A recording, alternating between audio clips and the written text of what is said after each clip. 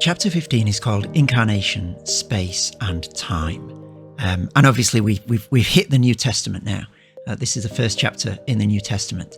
And I try to show just how culturally subversive and awkward in a modern context the Incarnation is, just how it doesn't fit our categories. It's I don't know, the cat among the pigeons of ways of understanding reality, certainly in a modern context. And it messes with modernity's head in really quite profound and delicious ways. And the way that I try and bring this out in this chapter 15 is through four what I and others before me have called scandals. The Incarnation introduces four scandals into our way of looking at the world. And I try and oppose these to what I call four prejudices of modernity and the way that the Incarnation runs through them like a bull in a china shop. The first, let's have a look here. The first is the scandal of the historical.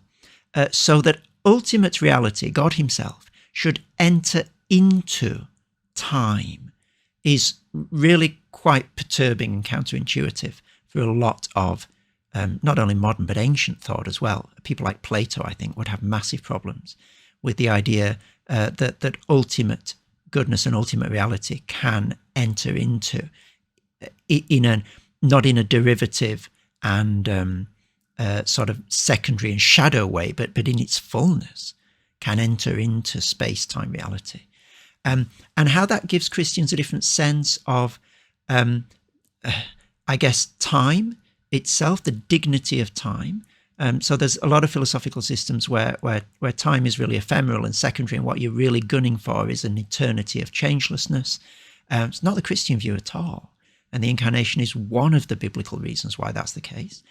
Then we've got the scandal of the particular.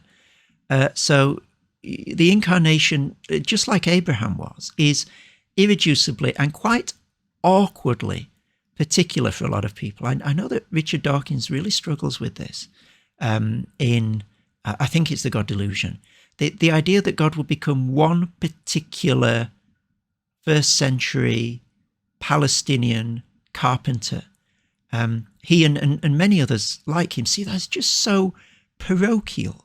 You know, don't you want your ultimate truths to be abstract and universal and culture independent? Why this one little man? But I try and make the argument in the chapter that that's one of the glories of the Christian way of figuring reality. That the particular has a dignity that is not just that it serves the universal. I'm not just an example of humanity. You know, Jesus isn't just pointing away from himself to the truth. You know, he is able to say, I am the truth in a way that's not detracting from his particularity. And I think there's something very unsettling for dominant currents of modern thought in the particularity of Jesus, in the dirt under Jesus's fingernails, and, you know, in the fact that no doubt he sneezed, he sweated, he got tired. You know, the Bible talks about him getting tired.